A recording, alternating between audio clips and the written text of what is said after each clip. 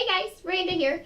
I have been asked by a lot of different people, what in the world do I do to upcycle my t-shirts? My daughter, she has a couple of t-shirts that she gets from school, and they're just big and they're drab, and you know that probably they're going to wear them one time, and it makes you cringe because you're spending all this money. Well, I figured out a way how to upcycle them to make them really cute, and you know what? Maddie's actually worn this shirt over and over again because it's cute, and she thinks that it's really fun. So Maddie, come on down and show us what one of your t-shirts looks like. Come on over. Okay, so on our sleeves here, we have done a looping, and it's got this big gaping hole in here, and I don't really like that, and so we're going to experiment together on how to make it not so big and holy looking. And then underneath her arm, we've also done a double looping on her side here too. It's super duper cute. You can do all kinds of other things on the neckline, but we chose for Maddie's shirt to just be the arms and the sleeves. And it's taken a big, huge shirt, and it draws it in to be a little bit tighter, and it fits her really cute on her sides, and it looks a little bit more feminine and girly. So, are you guys ready to get started? Let's do it. Okay, thanks, Maddie. Alright, guys. So, the things that you're going to need to complete this project, we've got our nice sharp scissors, and we've got our t-shirt. You don't have to have a mat or anything, but it makes it easier because I can spin it and it doesn't mess the shirt up.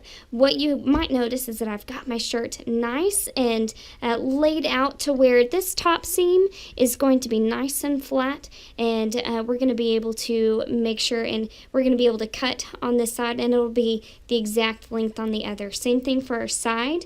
We have got it nice and flat. We'll be making our horizontal cuts going this way, and yeah, so here we go. We're going to get started. I'm going to turn my mat a little bit so I can have better access over to my sleeve here. We're going to start at our very top corner. This is going to be where your shoulder hits the arm over here, and I'm going to make a tiny slit. We don't want to make it too big. If we make it too big, I'm going to make sure that it's pulling, and it is. If you make it too big, sorry, excuse me for bumping it, it's going to have that gaping hole like we talked about, and we're going to try and get away from that. And so I'm going to make a little tiny cut. It looks like it is about a 1/2 inch or so. I wish that I had gone a little bit smaller, but a 1/2 inch or so, and then we're going to make some cuts that are about this equal distance. Let's do about a 1/2 inch on our sleeves. The further in you cut it, the longer your strips that you cut it, the more it's going to draw your shirt in and make it fit smaller. And this shirt is actually pretty small on Maddie, and so I'm not going to do them very big. About a quarter, no, not a quarter, a 1/2 inch all the way down. My scissors are getting a little bit dull on me. Try and make them about the same length and depth. It looks like I might need to adjust mine just a little bit to make this last bit, because I don't want to have a really short one on here. Okay, so we don't do anything else to the bottom. Now what we're going to do is we're going to be looping our strands through. I'm going to come in here and I'm going to stretch these just a little bit, just so they can be a little bit easier to work with. It makes them go through the loops easier. I don't know exactly. I just like to do it. Okay, so we've got our first hole up here. I really wish that I had gone a little bit smaller on that first hole. We've got our first hole, and this next strand, we've got our first little, let's call this our first loop and our second loop. Our second loop is going to go through that top hole there. So I can either grab down through the top one and push up with my other hand, but it's going to push that loop up. The next one we're going to do is the next one down. So it's going to go up through that loop,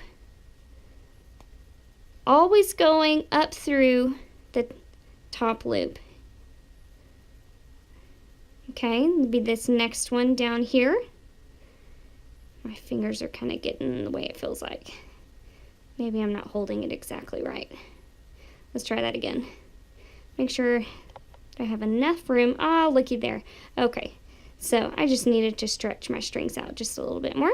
This next loop is going to go up through it, up through.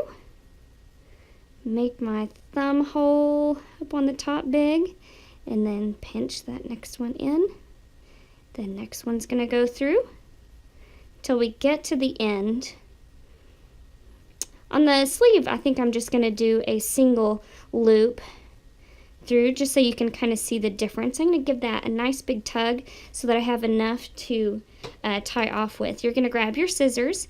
The very last one, you know, on you know that you are on your last one because it has that doubled over edge where it's been sewn up. Okay, so you're going to take your two tails and you're just going to do a knot, just a nice simple granny knot. You can do a double knot if you want to. The double knot's a little bit different because you go backwards through it.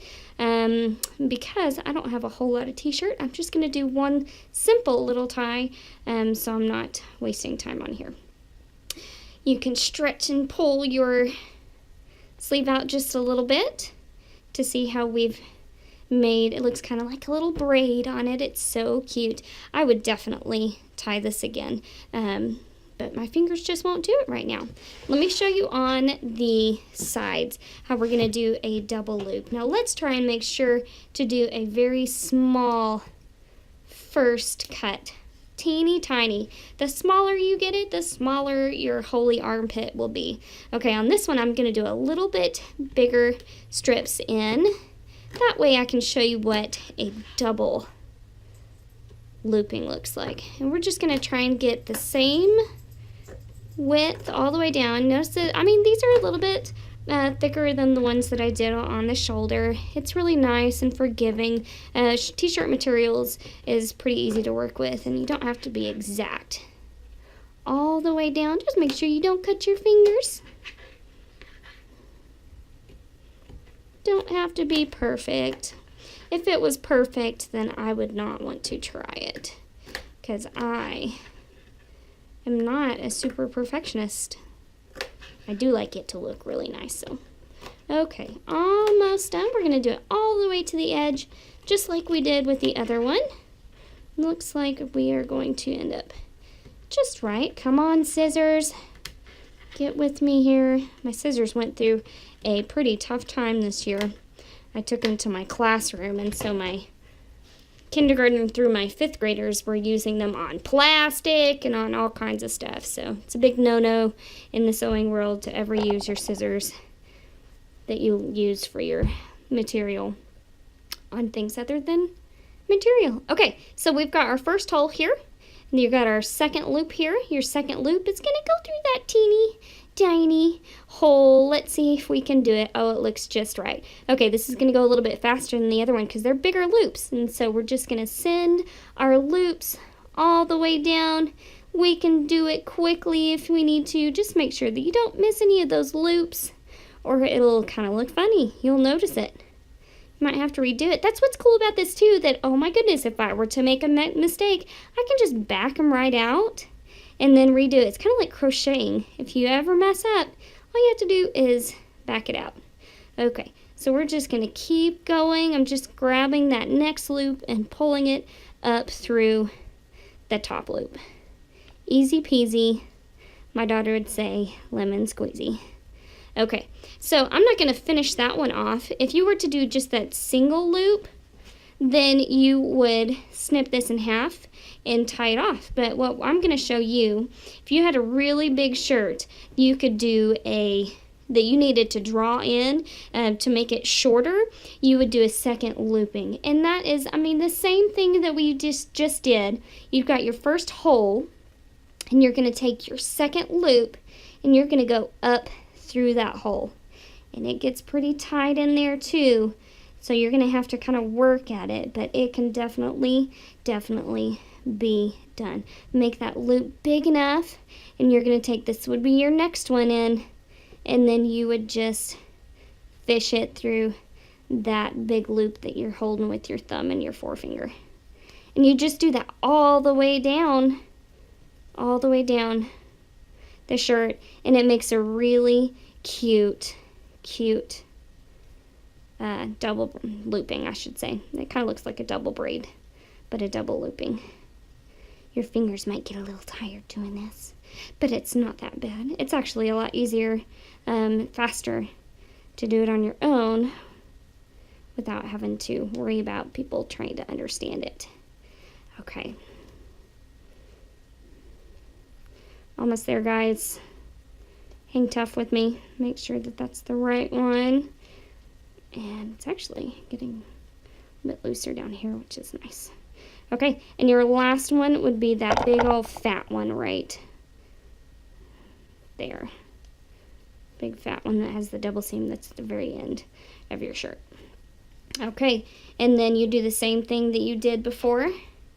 You would cut this in half, back one of those ends out so that it can have something to tie onto. And then we will just do a double knot. Once you're done, you can stretch it out and look at what you've done.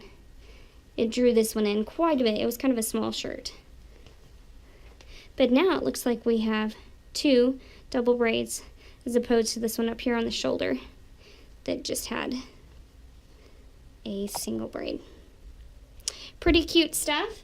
Whenever you are done, it's going to be a cute little t-shirt that is cinched up on both the shoulders and on the sides, and it's super cute to wear over leggings or whatever you've got going on, turning a drab just plain old shirt into something cute that you or your kiddos might wear more than once. Okay, thanks for watching, guys. Leave me any comments, and you guys have a happy time looping, and show me any kind of fun things that you come up with to alter your shirts and make them beautiful.